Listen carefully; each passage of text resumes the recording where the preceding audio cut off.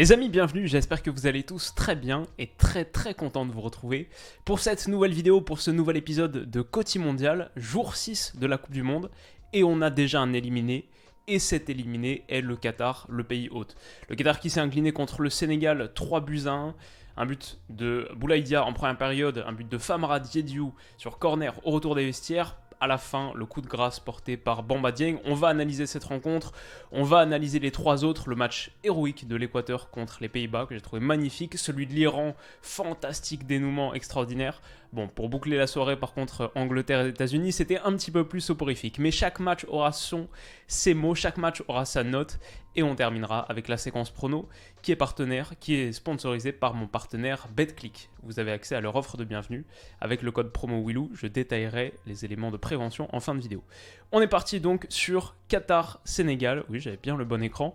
Sénégal-Qatar, 3-1 pour le Sénégal. Ce que j'ai trouvé d'intéressant déjà, c'est le changement de dispositif d'Aliou Cissé, qui était sur un 4-4-2/4-2-2-2, avec un gars qui faisait son entrée, un gars que j'aime plutôt bien en plus, c'est Famara Diédhiou, en pointe aux côtés de Boulaïdia. Et un changement plutôt couronné de succès, un changement de dispositif et d'hommes, de personnel plutôt couronné de succès, puisque les deux ont marqué. Ils étaient entourés par Crépin Diatta et bien sûr par Ismaïla Assar.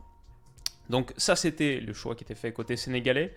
Je pense qu'on a vu un Qatar qui était toujours aussi léger défensivement, ça n'a pas trop changé. Ils étaient meilleurs que contre l'Équateur, quand même, surtout dans ce qu'ils ont fait avec ballon. Par contre, défensivement, moi j'ai vu par exemple dès le départ, quand tu vois cette distance d'intervention sur un centre un peu classique, Famara Diédhiou, il est tellement, je sais pas habitué à se retrouver dans autant d'espace dans la surface de réparation, que son idée c'est de mettre en retrait pour Boulaïdia, et c'est dommage, il va rater sa tentative. Et moi j'ai écrit dans mon bloc-notes de manière assez énervée, je fais Famara, tu as le temps de te retourner, là t'as plein d'espace pour te retourner et enchaîner toi-même pied gauche, une volte-face 180 degrés, finir pied gauche dans le but vide, parce que la distance d'intervention avec le défenseur est tellement forte, et ça, c'était un symbole d'à quel point le Qatar défendait mal sa surface de réparation, et on l'a vu tout au long du match, comme on l'avait vu contre l'Équateur. Je veux dire, même là, il a encore la possibilité, vous voyez la distance d'intervention, il peut encore finir. Boualem Khouri est trop loin, et on sait que c'est pas un top défenseur, puisqu'on l'a vu quelques minutes plus tard. Qu'est-ce qu'on a d'autre aussi sur l'aspect défensif qatari, qui était similaire au premier match, avec pourtant du personnel différent? C'est le gardien. Le gardien avait changé, je crois que c'était Bacham cette fois, et c'était déjà une catastrophe absolue contre l'Équateur. C'était terrible aussi ici contre le Sénégal. J'ai tweeté l'Aspire Academy, les entraîneurs des gardiens devaient souvent prendre congé, être en grève, parce que clairement, niveau qualité individuelle sur le poste de gardien, bon, un poste où c'est difficile aussi de t'inventer de la qualité, tu peux pas reconvertir des joueurs, un milieu de terrain que tu fais passer, défenseur central et ça passe. Non, un gardien c'est un gardien. Donc c'est là aussi qu'on voit les limites du pool de talents qatari, et de la manière la plus forte. Qu'est-ce qui s'est passé du coup à la 41e minute? Ouverture du score du Sénégal, je dirais grosso modo mérité, même si le Sénégal n'a pas fait un super début de match, une super première période. Mérité parce que le Qatar était vraiment si pauvre défensivement dans sa défense de surface. Ici c'est Khouri qui, sur un centre un peu distant je crois d'Idrissa Gueye, tombe et offre une opportunité rêvée à Boulaïdia, qui se fait pas prier, qui finit ras du montant. Ça fait 1-0, premier but en Coupe du Monde pour Boulaïdia, si je dis pas de bêtises. Je crois pas qu'il avait marqué en 2018, je sais même pas s'il était appelé en 2018. Peut-être une bêtise, mais en tout cas, premier but pour lui dans cette Coupe du Monde, premier but pour le Sénégal en Coupe du Monde. Et une première victoire pour une sélection africaine également. Le Ghana avait déjà marqué, avait brisé la malédiction, parce que jusqu'alors aucune sélection africaine n'avait marqué. Mais Boulaïdia inscrit ce premier but pour le Sénégal. Ce que j'ai trouvé, c'est que le Qatar était meilleur dans l'utilisation du ballon. Ils ont réussi quelques projections. Je pense que ça parle moins sur la fébrilité du Sénégal que grosso modo sur le fait que le Qatar était meilleur et moins stressé. Plus juste techniquement que contre l'Équateur où c'était vraiment compliqué. Ici typiquement sur ce ballon intérieur, Al-Mouazzali réussit à trouver une déviation très intéressante pour Akram Afif qui s'est projeté. Akram Afif par exemple j'ai trouvé bien meilleur que sur le premier match, a réussi plusieurs choses intéressantes. On voit que c'est un joueur, j'ai hésité à poser la question sur Twitter, où est-ce que vous placez le niveau d'Akram Afif? C'est dur à savoir parce qu'il a joué toute sa carrière. Bon, non, c'est vrai qu'il a eu quelques moments en Europe, avec Villarreal, peut-être quelques bouts d'apparition, le Qatar a essayé de le placer en Espagne, mais moi, de ce que je vois d'Akram Afif, je me dis, ouais, dans un club milieu de tableau, voire qui prétend en place européenne en Ligue 1, ce serait pas forcément absurde. En tout cas, tout ça pour dire qu'ici, bonne incursion, et il provoque un penalty qui ne sera pas sifflé par monsieur Matteo Lahoz. Je pense que c'est assez litigieux quand même. Alors moi je suis totalement d'accord pour dire que c'est lui qui passe la jambe devant, on le voit, pour essayer de tomber, pour qu'on le fasse tomber, et qu'il y ait penalty. Le truc, c'est que le contact est vraiment, vraiment fort et le défenseur ne touche pas le ballon, pas du tout.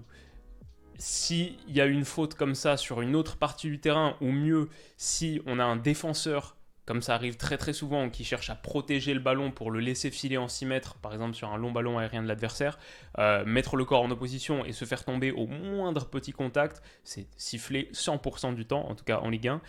Et du coup, je trouve qu'en pleine surface, quand tu te fais vraiment chevaucher de cette manière, même si c'est vrai qu'Akram Afif s'est décalé un petit peu sur le côté, bon, ça aurait pu se siffler, mais c'est pas non plus absurde que ça se siffle pas, parce que disons que sur l'esprit du jeu, c'était très malicieux et pas très fair-play, entre guillemets, d'Akram Afif, qui jouait clairement pas l'idée de finir l'action. C'était totalement pour provoquer le penalty. Donc moi, ça me décontenance pas et ça me met pas dans le mal que le penalty soit pas sifflé. C'est presque un juste retour des choses. Mais je pense qu'effectivement, il peut s'estimer, lui, un peu lésé. En tout cas, c'est pas sifflé et le Sénégal va en profiter au retour des vestiaires pour prendre un second but d'avance grâce à Famara Diédhiou à la réception d'un corner. C'est le premier but sur corner direct inscrit au mondial, celui qui s'en approchait le plus jusqu'alors. C'était le deuxième de l'Angleterre, Saka, contre l'Iran, avec cette remise de la tête de Maguire. Bon, si on peut aussi parler de celui d'Adrien Rabiot, mais ça c'est vraiment dans la suite, dans la prolongation du corner. Là, premier but sur corner direct, et je crois que pour le Sénégal, ça faisait plusieurs dizaines de matchs qu'ils n'avaient pas marqué sur corner, donc c'était aussi quelque chose, un moment statistiquement assez spécial pour eux. Magnifique, la tête elle est extraordinaire de Famara Diédhiou au premier poteau, en se retournant comme ça en pivot. Franchement, un geste de très très grande classe. Et le Sénégal donc double son avantage.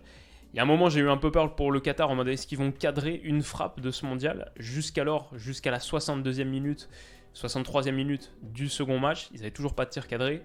Al-Mouazzali finalement a cadré une frappe. Et grosso modo, j'ai trouvé que sur la dernière demi-heure, le Qatar c'était de plus en plus menaçant.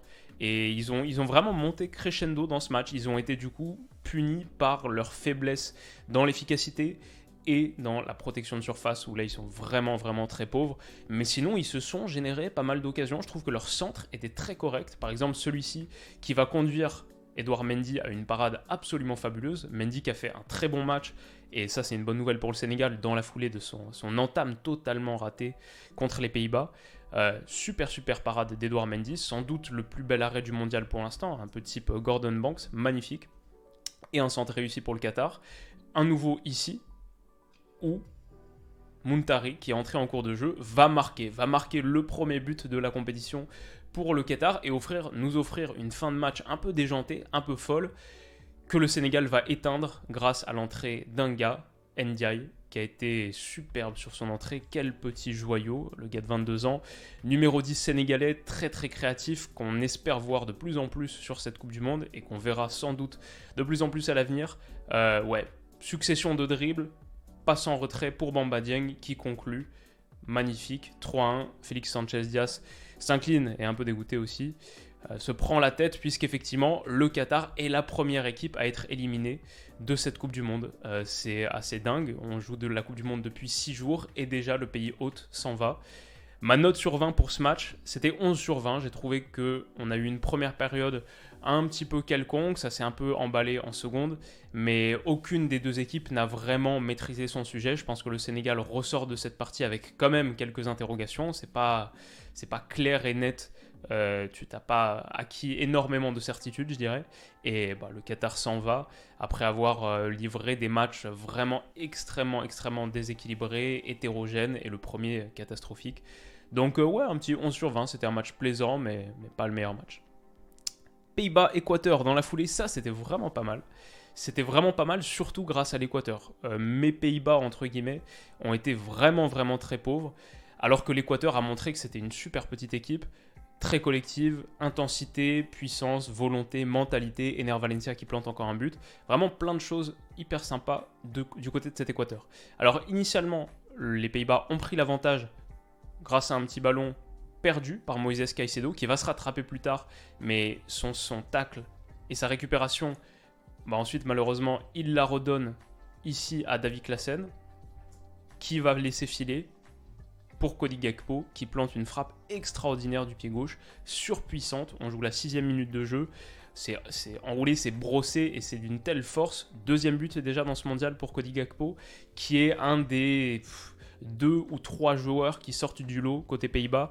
Et c'est lui et Frenkie de Jong en gros qui maintiennent cette équipe en vie, parce que sinon je trouve que c'est vraiment vraiment léger. La phase de relance est toujours aussi sympa, ça reste les Pays-Bas, mais une fois que ça s'aventure dans le dernier tiers, c'est compliqué, il n'y a pas grand chose. Donc à part Cody Gakpo, difficile pour les Pays-Bas. En revanche, l'Équateur de son côté, typiquement là, c'est les stars de l'Équateur.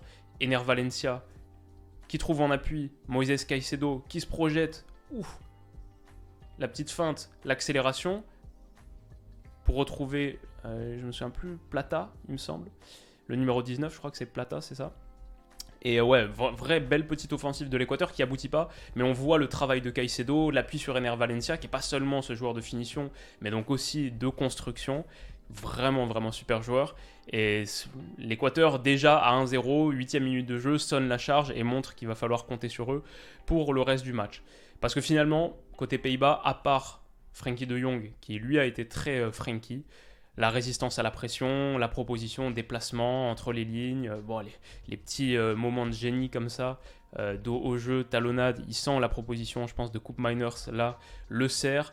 Ça a été la caution résistance à la pression pour ces Pays-Bas, qui sinon ont été assez, comme je disais, relativement corrects et séduisants dans leur phase de construction. Ici, typiquement, le jeu en triangle, recherche du troisième homme, tu t'appuies sur un gars qui est plus avancé, dos au jeu, qui remet en retrait sur un gars qui est un peu plus bas, mais face au jeu, pour progresser, en l'occurrence Frenkie de Jong. Mais bon, une fois que ça c'est fait, et que Frenkie de Jong est trouvé, il est un petit peu seul dans sa tentative de construction et de préparation des offensives néerlandaises. Ce qui m'a un peu déçu. Et à nouveau ici, ce que je disais, à part Frenkie et Cody Gakpo, qui lui aussi trouvait des gestes de grande classe, il n'y avait pas grand-chose. Et finalement, à la mi-temps, ces Pays-Bas n'ont engrangé qu'une seule petite tentative, qu'un seul petit tir. C'est le but de Cody Gakpo. À la fin du match, c'est encore pire. 2 tirs 15 pour l'Équateur, 2 tirs à 15, avec pourtant 54,5% de possession. Ce qui montre à quel point ces Pays-Bas ont du mal à créer. Okay, ils possèdent, ils peuvent résister à la pression, mais pour créer, c'est vraiment autre chose. Ici, un but refusé, effectivement, pour l'Équateur, juste avant de rentrer au vestiaire. Pour moi, refusé plutôt à juste titre.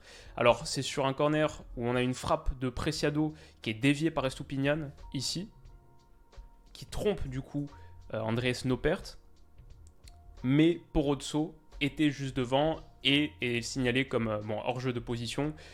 Même s'il ne touche pas le ballon, il fait action de jeu. Ce que je peux comprendre, parce que même si Noppert plonge avant même que Estupiñán la touche, donc c'est pas vraiment sur la déviation d'Estupiñán que Porozzo fait action de jeu, parce qu'on voit Noppert, il est déjà engagé là, Porozzo gêne sur la tentative ici de Preciado. On le voit ici, Preciado déclenche sa frappe, l'angle de vue de Noppert, il est vraiment considérablement bouché, et en plus, Porozzo est tellement proche de Noppert qu'on a vu récemment des actions et des buts annulés pour des distances vis-à-vis du gardien qui étaient beaucoup plus fortes que celle-ci. Là, il est vraiment dans son périmètre.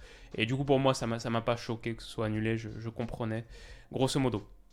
Mais donc, l'Équateur rentre au vestiaire à 0-1. Il y a tout à faire encore dans ce match. Moïse Caicedo bondit ici sur Jurrien Timber, qui s'est aventuré en dehors de la ligne de 3. On voit, il était ici, il a grimpé, classique Jurrien Timber, un joueur que j'aime beaucoup, que je mettais dans ma liste des joueurs à suivre. Malheureusement, sur ce match, il se distingue de manière très négative parce qu'il joue le rôle de Moïse Caicedo sur le premier but, celui qui perd le ballon très dangereux. Et Moïse Caicedo se venge, récupération haute sur Timber, ça enchaîne, frappe de Pervis Estupiñán, qui a joué un rôle très avancé sur ce match, hyper intéressant. Pas vraiment défenseur latéral, piston voire joueur offensif, milieu offensif excentré, vraiment super partie de Pervis Estupiñán, sans vraie surprise. Mais servi dans la profondeur là, il déclenche, La parade de Noppert, elle est fantastique. Moi, je trouve que Noppert, pour un gars qui avait pas encore de cap, je crois, avec les Pays-Bas, si je dis pas de bêtises, qui a 28 ans, était un peu l'appel surprise de Louis van Gaal. Moi, je trouve qu'il fait un bon mondial. Pour l'instant, contre le Sénégal, là, à nouveau contre l'Équateur. Je suis plutôt impressionné par ce que je vois de Noppert. Et là, sa parade, elle est vraiment assez folle. Mais le ballon revient sur l'inévitable Ener Valencia qui plante son 3e but du mondial. Je l'adore. Tout le monde l'adore. Il nous fait signe de noter et on prend effectivement note de son excellent début de tournoi. Ça fait un partout. Louis van Gaal fait une sale mine. Et derrière, c'est l'Équateur qui va être beaucoup plus dangereux, qui va menacer jusqu'à la fin avec les petits gestes bord de ligne de Preciado pour essayer de battre Blind. Il s'en détache. Je vous le mets ici. Centre. Et son centre est superbe. Une vraie petite fusée qui aboutit sur Ener Valencia qui a failli marquer du coup dans la foulée 5 minutes plus tard le doublé, ce qui aurait été totalement dingue au vu en plus de sa performance du premier match.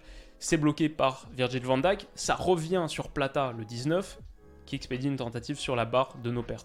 Encore une très très chaude alerte pour les Pays-Bas, l'Équateur très proche d'engranger les 3 points pour une seconde fois consécutive, ce qui en aurait fait, si je ne m'abuse, la seule équipe à 6 points pour l'instant de ce mondial, puisque les Pays-Bas font match nul et l'Angleterre a fait match nul dans la foulée. Ils en étaient très très proches, ils auraient sans doute mérité de décrocher ces 6 points. Et voilà, grosso modo, j'ai trouvé super activité défensive, grosse agressivité, quelques séquences, ici tu vois la récupération de Mendes, je crois, Jackson Mendes, qui est vraiment un super petit joueur aussi, aux côtés de Caicedo. Et derrière, hop, le jeu en une touche oblique pour se sortir de sa moitié de terrain, typique, en 3e homme, pour trouver le partenaire lancé. Je pense que c'est Mendes qui s'est proposé. Et ouais, juste entre Mendes, Caicedo, Hincapié, la solidité derrière, Ener Valencia, Plata, Pervis Estupiñán. Il y a vraiment plein de sacrés petits joueurs. Côté équatorien, c'est juste dommage. La grosse mauvaise nouvelle, c'est la blessure d'Ener Valencia, qui se tient le genou à la 87e minute de jeu. Le genou auquel il avait déjà eu mal sur le match aller, sort sur civière en pleurant. C'est peut-être la fin de Coupe du Monde pour Ener Valencia. Et après le forfait de Neymar hier, on a eu quelques nouvelles du coup depuis. On parle d'une lésion ligamentaire pour Neymar. Apparemment, pourrait être remis pour les 8e de finale. Pour moi, ça ressemble beaucoup à la communication du staff médical brésilien. Et malheureusement, mon idée, c'est que Neymar, il sera forfait pour le mondial. Je ne le vois pas rejouer. Bon, on verra. J'ai peur que ce soit la même pour Ener Valencia. Et c'est vraiment trop triste parce qu'entre Ney, dont on avait parlé il y a quelques jours, toute une vidéo à quel point ce mondial est important pour lui, le joueur qui joue peut-être le plus gros de tous ceux qui sont présents, et Ener Valencia, qui est la coqueluche du début de tournoi, le doublé qui aurait pu être un triplé même contre le Qatar, à nouveau un but là, cet Équateur magnifique. Ouais, vraiment très triste qu'il sorte sur blessure. Alors la petite bonne nouvelle, c'est qu'on l'a vu revenir au coup de sifflet final, donner un petit mot à ses coéquipiers, marcher sur le terrain, donc peut-être que ça pourrait aller pour lui, j'espère. Mais ouais, l'Équateur a fait un beau pas vers la qualification. Toutefois, rien n'est joué, puisque avec la victoire du Sénégal, et on a une finale de groupe qui se profile dans quelques jours, qui va être absolument fantastique. Les Pays-Bas qui affrontent l'Équateur, qui affrontent le Qatar en finale, ne sont pas tout de suite qualifiés, pas d'office, mais on peut imaginer que contre l'Équateur, ils vont obtenir un résultat positif. En revanche, contre le Qatar, ils vont obtenir un résultat positif. En revanche, Équateur-Sénégal, le Sénégal doit l'emporter pour se qualifier. Un match nul ne serait pas suffisant. Donc, le Sénégal doit gagner, l'Équateur un match nul ou une victoire et ils sont qualifiés. Avec une victoire potentiellement, ils pourraient aller viser même la première place. On a un Équateur-Sénégal absolument incroyable dans quelques jours. C'est le match à ne pas rater de cette 3e journée de phase de groupe. Un des matchs à ne pas rater de cette J3 de phase de groupe. Et on sera au rendez-vous bien sûr, on l'analysera comme tous les autres. Ma note sur 20 du coup de ce match, j'ai mis 13 sur 20. L'Équateur a été super, les Pays-Bas m'ont vraiment déçu, mais je retiens plutôt ces petits Équatoriens qui sont une équipe très très cool à suivre. Iran-Pays de Galles, ça c'était le match de 11h, ça c'était vraiment cool. Sur le jeu, l'Iran a été nettement dominateur, mais a dû attendre la toute fin pour s'imposer.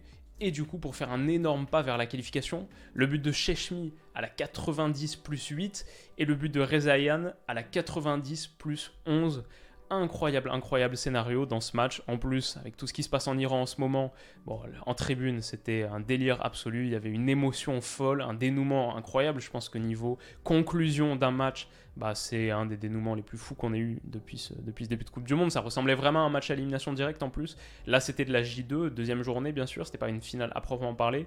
Mais entre les Pays de Galles, le Pays de Galles qui avait fait match nul au premier match et l'Iran qui avait été battu contre l'Angleterre 6-2, ça semblait être un match, un pré-match de qualif, quoi. C'est malheur au vaincu et il fallait surtout l'emporter. Un match nul aurait, je pense, arrangé personne. Donc, c'est ce qu'on a vu côté iranien. Tout de suite, la volonté d'attaquer, pression, très très différent du plan de Carlos Queiroz contre l'Angleterre. Et les grosses occasions, la réalité, c'est que le Pays de Galles a quasiment pas existé dans ce match, alors que l'Iran, c'était très très costaud. Ici, interception, Sardar Azmoun qui surgit, qui la met, et c'est malheureusement un but hors jeu. Ce sera checké. Le Pays de Galles, très mauvais alignement, ça c'est en seconde période, on le voit ici. Est-ce que c'est Rodon ici qui est pas à la médiane ou Mefam? Mais bon, en tout cas, c'est une absurdité. Azmoun peut être lancé dans la profondeur, il trouve le poteau, ça revient sur un Iranien, le numéro 17, qui envoie, frappe sur le montant, double poteau en 5 secondes, et en plus, le gardien Hennessy repousse la troisième tentative. L'Iran a enchaîné les occasions, à nouveau une ici qui est repoussée du bout des doigts par Hennessy, qui a fait un super match avant de devenir un de nos bouchers en découpant totalement Mehdi Taremi sur un ballon en profondeur, à nouveau où la ligne du Pays de Galles a été battue. L'Iran a très très bien exploité cette profondeur. Hennessy sort son meilleur high kick, alors carton jaune initialement, mais l'arbitrage vidéo va évidemment revenir sur cette situation. Taremi prend un très très gros choc. Harald Hennessy en très grande forme. Carton rouge. Le Pays de Galles est réduit à 10 sur la fin de match. Suffisant pour que sur un énième ballon repoussé, et quand même ça c'est un truc, c'est ça qui donnait un parfum de finale à ce match, c'est qu'on voit le Pays de Galles, c'est pas comme ils étaient à 11 derrière à défendre absolument leur surface de réparation, ils sont que 7 joueurs de champ ici à la réception de ce centre. Et sur le ballon dégagé là par le numéro 7, il n'y a que des Iraniens à la réception. Parce que les 3 autres, soit manquent d'énergie, soit sont à la réception d'une potentielle pour essayer de jouer une contre-attaque rapide en surnombre. Mais derrière, voilà, Chechny peut déclencher.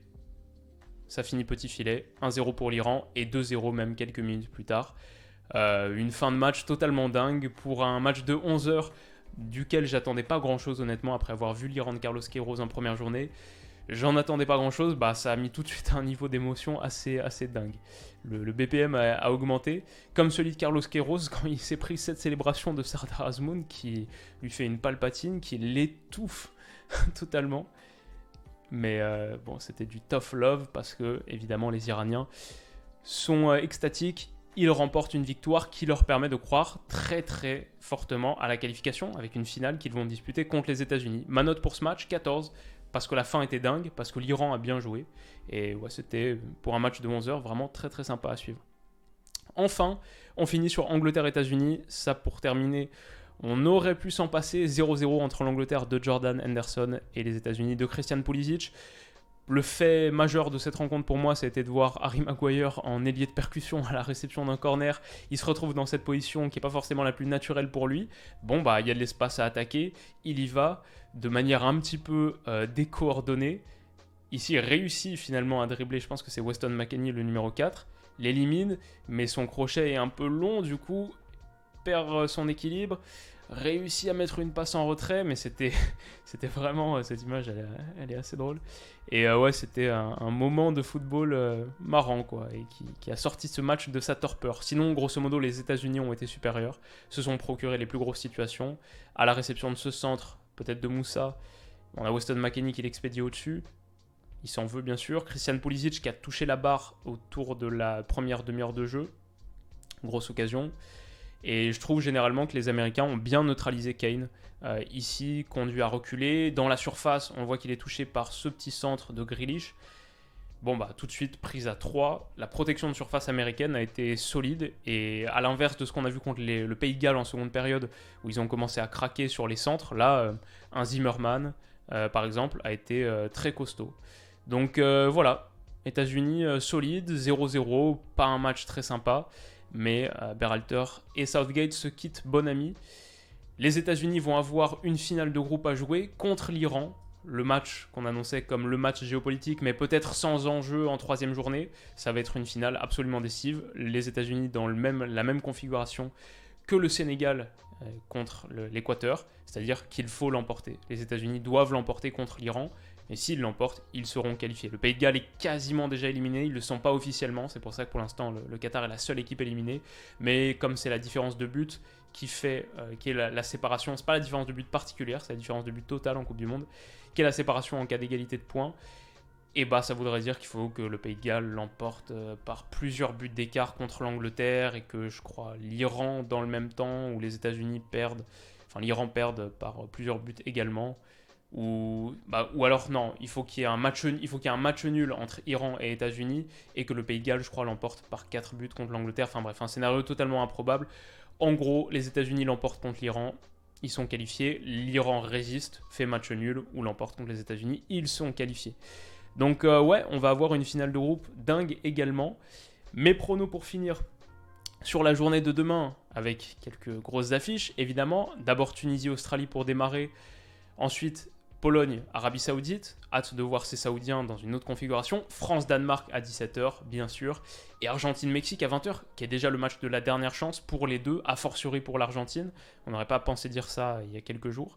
Mais donc déjà Tunisie-Australie, pour moi les Tunisiens m'ont fait forte impression contre le Danemark. L'Australie, je les ai trouvés assez faibles contre l'équipe de France, évidemment dans un contexte particulier. Mais ouais, Graham Arnold, les principes de jeu très restrictifs.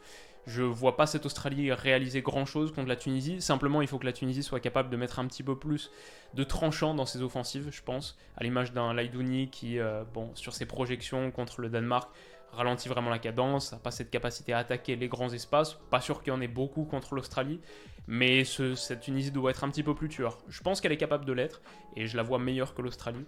Donc je vais dire un petit 2-1 pour la Tunisie, 2-1 ou 1-0. Et comme je suis joueur et que j'appelle des buts dans ce match, on va dire 2-1.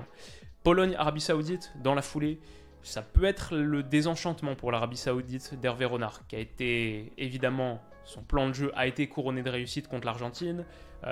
Les scènes de liesse que ça a déchaîné, c'est évidemment la très belle histoire. J'ai adoré ce match, j'ai mis ma meilleure note du mondial pour l'instant. Et très très fan de ces Saoudiens. En même temps, si je suis honnête, j'ai aussi vu une Argentine qui était à quelques centimètres de planter 3-4-0 en première période, et derrière l'Arabie Saoudite revient jamais. Je pense que c'était bien de jouer le hors-jeu, le offside trap de Hervé Renard, etc. Mais grosso modo, si l'Argentine, si Lautaro Martinez retarde ses appels d'une fraction de seconde, si la VAR tranche pas à 1 mm près le 2-0, si, je pense que l'Argentine aurait pu l'emporter assez facilement. Et du coup, est-ce que l'Arabie Saoudite peut proposer non seulement autre chose, mais avec peut-être encore plus de qualité contre la Pologne, dans un match, je crois l'Arabie Saoudite contre l'Argentine, ils ont peut-être 3 tirs, quelque chose comme ça. Donc le seul truc, c'est que j'ai vu une Pologne vraiment vraiment faible également contre le Mexique, mais vraiment faible. Du coup, dans ce match, je vais partir sur, est-ce que c'est une surprise? Mais je vais dire victoire de la Pologne. 1-0, parce que même si le niveau mentalité, confiance engrangée, le surfer sur la vague 2, etc. Évidemment, les deux sont sur des dynamiques très différentes, mais je vois bien le coup d'arrêt pour cette Arabie Saoudite et peut-être un but de Robert Lewandowski, j'y crois encore. Bon, on verra, mais ce sera un match très très intéressant à suivre. Pas plus, bien sûr, que France-Danemark, que j'ai analysé en longueur ce matin. J'en ai fait une vidéo preview très détaillée pour parler du Danemark sous toutes ses coutures, et j'ai donné mon prono de manière complète. Donc on va mettre un petit point d'interrogation ici, et je vous réfère à cette vidéo. Je mettrai le lien en description, en commentaire, si juste le prono en tant que tel vous intéresse le plus. Vous pouvez aller voir sur la barre de visionnage et accéder directement à ça. Mais voilà, si vous voulez un petit peu plus d'éléments sur France-Danemark à quelques heures du match, n'hésitez pas à aller voir la vidéo. Et enfin, Argentine-Mexique dans la foulée. Le match de la dernière chance pour l'Argentine, obligé de l'emporter. Je pense que contre l'Arabie Saoudite, ils ont été quand même pas beaucoup de réussite. C'est moins fort que ce que j'imaginais, pour sûr. Mais je pense que c'est quand même plus fort que ce Mexique qui m'a pas fait forte impression contre la Pologne, que j'ai trouvé marginalement meilleur que la Pologne, mais quand même assez réduit dans son expression. C'est très plat, monotone comme style.